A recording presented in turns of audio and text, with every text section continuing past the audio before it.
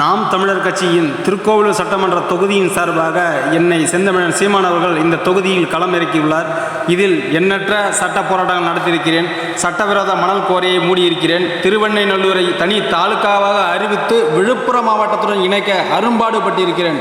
8க்கும் அதிகமான மதுபான கடைகளை இழுத்து மூடியிருக்கிறேன்.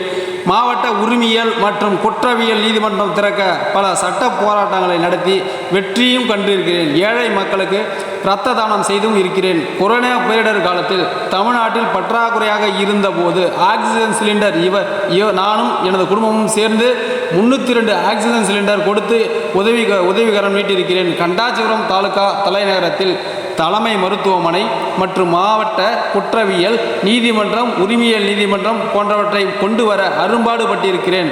இதோடு